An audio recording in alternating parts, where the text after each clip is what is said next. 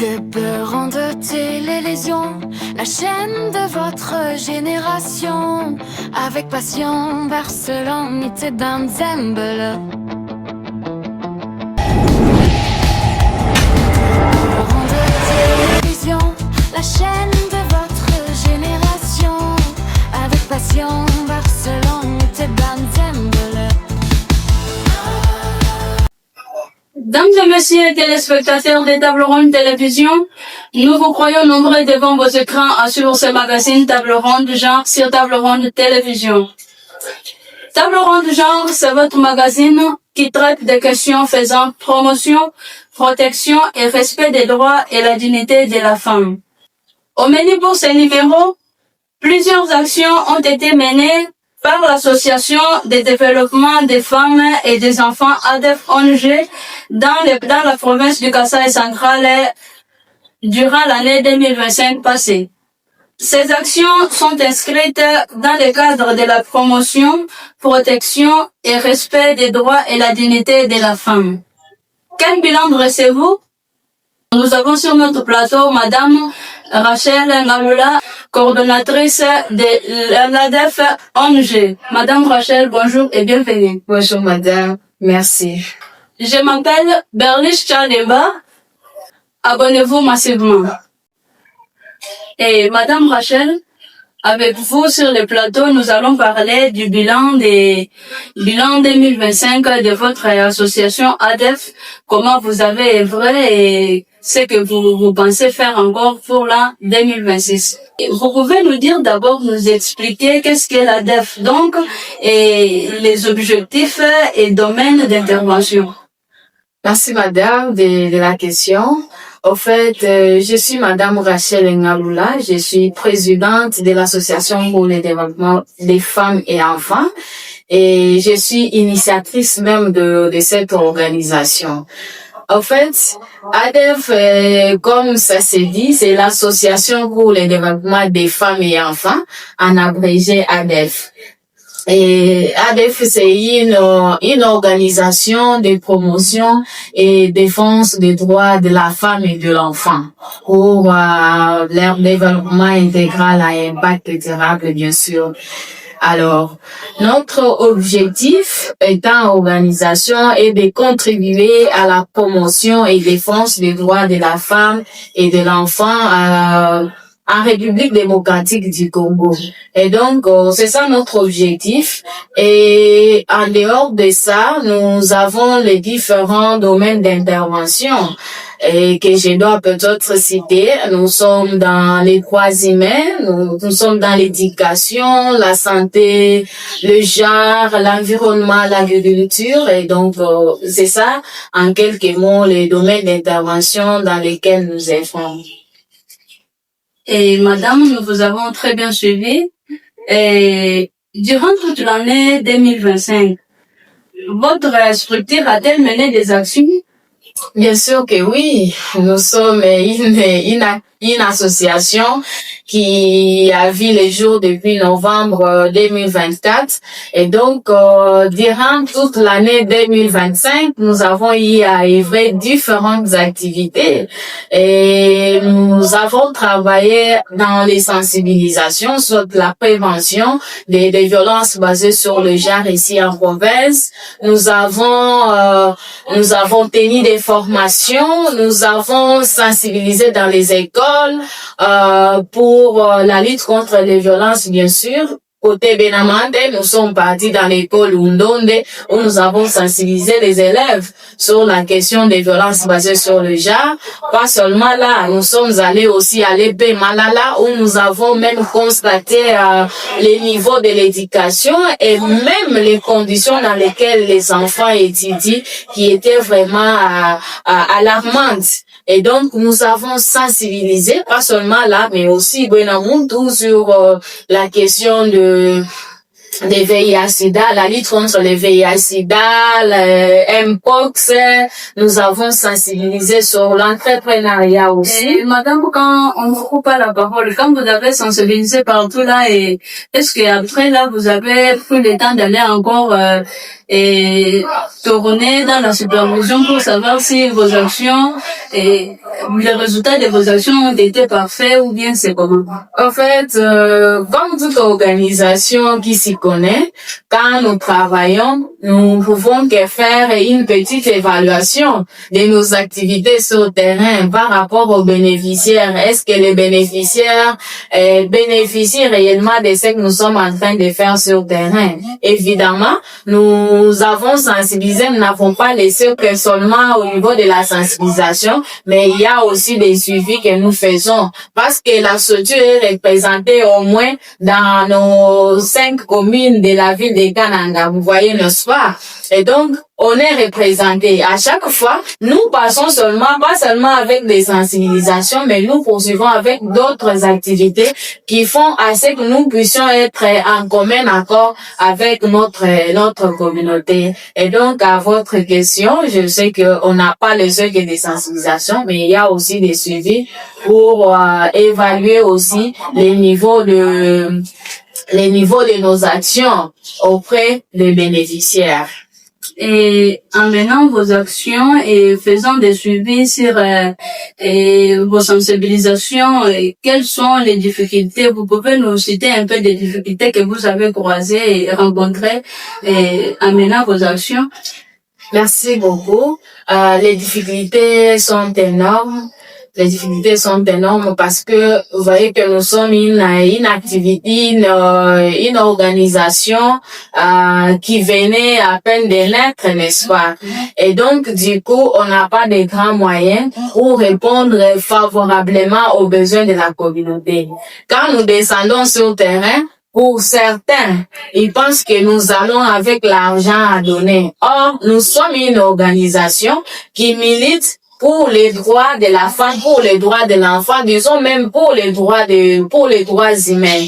Et donc, nous ne sommes pas des gens qui travaillent pour distribuer les choses aux gens comme ça. Non, mais nous travaillons pour un développement intégral et à impact durable dans nos communautés. Et donc, on est habité à des difficultés telles que quand nous allons, il y en a qui reçoivent bien sûr nos activités, soit nos messages comme ça, mais il y en a d'autres qui s'attendent à quelque chose. Quand nous menons des activités, ils pensent que après l'activité, il y a les tchoulangoises, il y a ça. Or, nous, on n'a pas prévu ça. Nous sommes là, nous voulons amener notre communauté à une prise en charge. Là, ils doivent s'auto-prendre en charge. Ils ne doivent pas seulement attendre des choses qui viennent auprès des humanitaires, auprès des politiciens, mais la communauté doit se prendre en charge tout en mettant en œuvre certaines activités qui peuvent les rendre autonomes dans leur milieu de vie. Et madame, comment pensez-vous qu'une personne, disons seulement une femme, peut se prendre en charge en elle-même? Donc, vous leur donnez quel conseil quand vous partez peut-être dans des communautés sensibilisées partout ailleurs? En fait, nous, quand nous n'allons pas seulement avec des conseils, mais nous allons aussi avec des actes posés, n'est-ce pas? Nous travaillons, nous voulons que la femme soit indépendante. L'indépendance de la femme ne doit pas seulement venir comme ça en l'air, mais il faut poser des actes visibles qui peuvent faire en sorte que la femme puisse s'auto-prendre en charge. Ce n'est pas pour rien, je vous ai dit qu'il y a des activités de sensibilisation que nous avons menées, mais pas seulement des sensibilisations, mais aussi des formations. Des formations en entrepreneuriat, cela permet à la femme de s'auto-prendre en charge. On ne veut pas seulement voir les femmes qui dépendent. Vous voyez, quand même nous décrions les violences basées sur le genre dans notre province, c'est dû aussi à la pauvreté de la femme. Si la femme était indépendante, peut-être qu'elle ne pouvait pas tomber dans les pièges des bourreaux, parce qu'on brandit peut-être l'argent, on brandit des biens, et là, la femme tombe facilement. Mais ici, nous allons avec des conseils, bien sûr, avec aussi des actions telles que l'entrepreneuriat pour que la femme puisse s'auto-prendre en charge. Et madame, Concernant les difficultés rencontrées dans des organismes, dans des communautés où vous avez passé partout ailleurs et dans des sensibilisations, comment pensez-vous surmonter ces difficultés-là? Nous avons vraiment du pain sur la planche parce que nous voulons amener notre communauté à comprendre réellement la question du développement. Parce que le développement en soi, comme on dit, c'est d'abord les mentales. Nous devons travailler les mentales de notre communauté. Nous, comme organisation, nous voulons pousser notre communauté à arriver. Mais comment y arriver? C'est en mettant des garde-fous qui peuvent faire à ce que la communauté arrive à ce que nous voulons qu'elle soit. Et donc, nous faisons que travailler pour monter ces difficultés-là. Nous devons faire comprendre à la communauté que ces actions que nous ne faisons pas seulement pour bénéficier de l'argent, mais nous faisons pour le bien-être de notre communauté, pour le bien-être de nous-mêmes. Si on comprend que ce que nous faisons ici, c'est pour notre bien-être, peut-être qu'on ne peut pas poser des différentes situations ou soit des différents problèmes pour avoir de l'argent, pour avoir des biens, mais aussi, nous devons comprendre que ce que nous faisons, c'est pour d'abord nous. C'est pour nous. Nous voulons arriver à quelque chose d'important, mais pour arriver, il faut que nous-mêmes, nous puissions mettre la main dans la pâte pour que nous puissions construire l'œuvre ensemble. L'œuvre là, c'est quoi? C'est le développement. Le développement, et donc pour surmonter à ça, nous-mêmes nous sommes là, nous travaillons, nous sommes engagés, nous avons mis nos énergies ensemble pour que ensemble nous puissions travailler pour le bien-être de notre communauté. Et en arrivant dans des communautés pour sensibiliser les gens, pour apporter vos messages, et comment a été l'accueil des gens quand vous arrivez sur l'endroit? Comment les gens vous accueillent? En fait, c'est quand nous arrivons dans nos milliers, c'est que nous sommes une organisation de la société civile. Nous-mêmes, nous sommes société civile. On ne peut pas nous rejeter. Nous sommes aux côtés de nos communautés. Quand nous allons, les gens sont contents de nous recevoir. Et d'ailleurs, ils nous donnent même confiance de ce que nous sommes en train de faire. Ils cherchent l'argent que vous n'avez pas apporté, alors ils s'attendent à des biens. Bon, mais c'est pas tout le monde. Bien sûr, quand nous menons des activités, on pense peut-être que nous allons avec quelque chose, mais nous allons pour construire, pour inviter nos communautés à pouvoir se mettre ensemble avec nous à ce que nous voulons que notre communauté soit. Et donc, c'est pas tout le monde qui cherche que l'argent. C'est vrai que la question de l'argent intéresse tout le monde. Pour vivre, on a besoin de l'argent. Mais si on n'a pas aussi l'argent, c'est difficile de contribuer à, de donner réponse à certains besoins qui y arrivent dans nos communautés. La communauté a confiance en ce que nous sommes en train de faire pour le bien-être, bien sûr, de nos communautés. Et nous constatons que c'est la ville de Canaan. Ici, il y a plusieurs ONG qui existent, qui œuvrent. Et les actions que vous avez menées là, ont-elles des impacts? Merci. Je sais que plusieurs organisations travaillent, surtout en matière de droits humains et aussi en matière du genre. Et nous sommes en train de travailler comme ça. C'est vrai, quand il y a aussi plusieurs actions, plusieurs structures, il y a aussi occasion que les gens travaillent, ils mettent les énergies ensemble pour impacter. Et pour ce qui concerne notre organisation, ce que nous avons y amené comme action a eu de l'impact.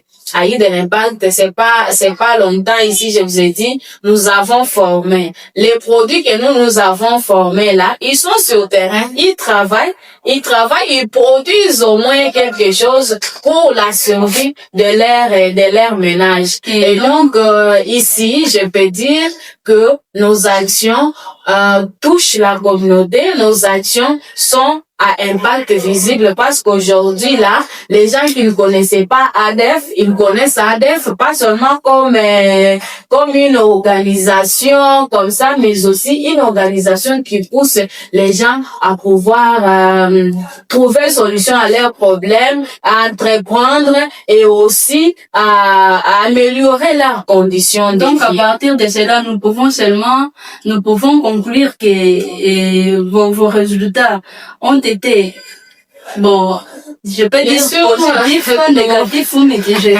Nos résultats ont été positifs parce que durant toute l'année, nous avons quand même fait quelque chose pour aider notre communauté.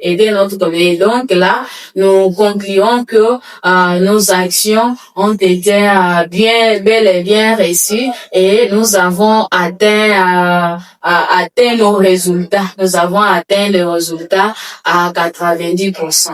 Et votre structure ADEF,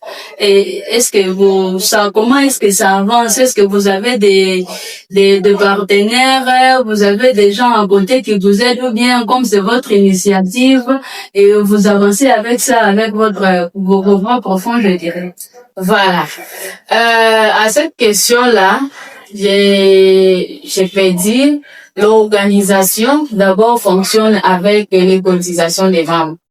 L'organisation fonctionne avec les cotisations, mais aussi à travers nos petites activités d'entrepreneuriat, bien sûr, qui font à ce que l'organisation puisse survivre, puisse aussi contribuer aux actions même que nous sommes en train de faire sur le terrain au profit de nos communautés.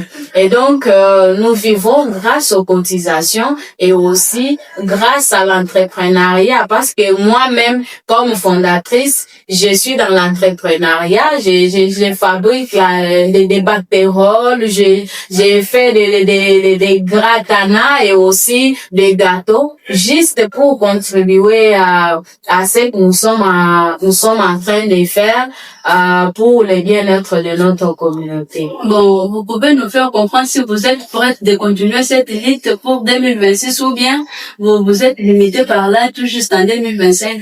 En fait, l'organisation travaille pour une durée indéterminée. Donc, nous travaillons pour une durée indéterminée et nos actions ne doivent pas se limiter en 2025. Vous voyez que nous sommes en 2026, nous avons ouvert nos portes. Nous avons les soucis de travailler pour notre communauté. Ce que nous faisons, pas seulement que nous avons que nos maigres moyens, mais nous voulons aussi travailler, solliciter des partenariats auprès des partenaires, bien sûr, qui peuvent nous soutenir. Je n'ai pas dit, en 2025, nous avons été accompagnés par DKT, une organisation internationale. Nous avons réussi à former au moins 40 femmes sur la planification familiale et autres. Pas seulement ça, l'organisation à travers ces cotisations, nous avons réussi aussi à accompagner des survivantes des violences basées sur le genre et aussi accompagner des familles démunies. Ça, ce ne sont pas des petites actions. Ça peut être des petites actions, bien sûr, mais ça paraît grande parce que ces personnes-là étant démunies, étant délaissées, étant dans les désespoirs, mais du coup, ils voient l'association s'approcher auprès d'eux pour apporter une assistance. Je crois que ce n'est pas une des moindres choses, mais sinon, nous continuons avec nos activités et nos actions sont à durée indéterminée. Et vous pouvez nous dire quel est votre dernier mot et pour ce que nous pouvons retenir pour l'année 2026, dire particulièrement aux jeunes filles, aux femmes et aux enfants et en même temps à nos téléspectateurs.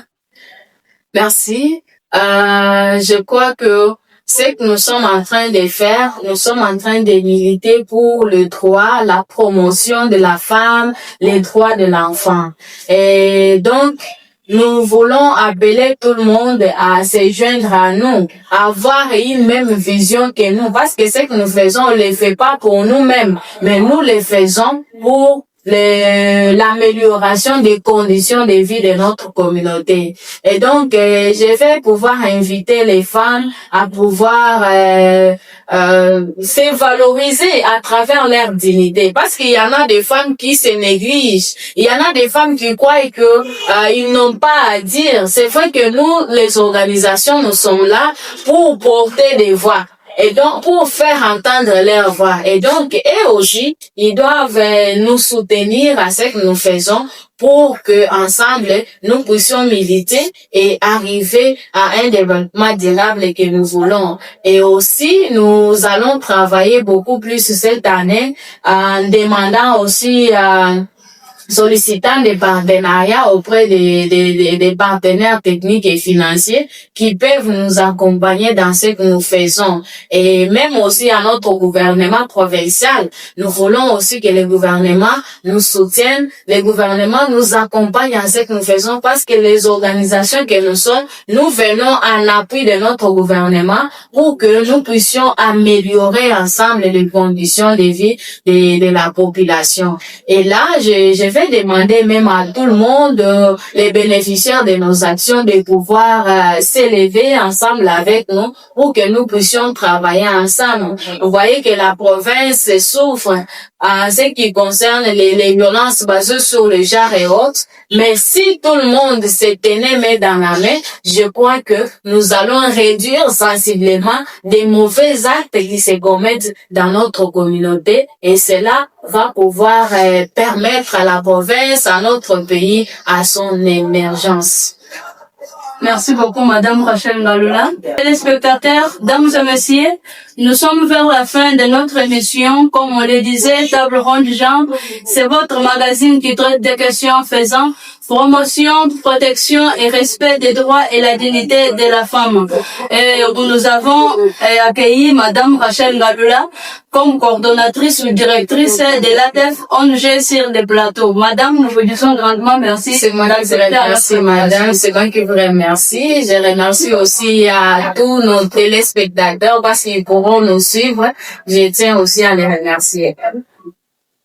Comme je le disais, je m'appelle Bernice Chanenga et je suis votre présentatrice de l'émission Table Ronde Genre. Abonnez-vous massivement et restez branchés pour ne rien rater sur Table Ronde Télévision, votre chaîne de préférence. Merci, au revoir. Abonnez-vous massivement sur votre chaîne YouTube.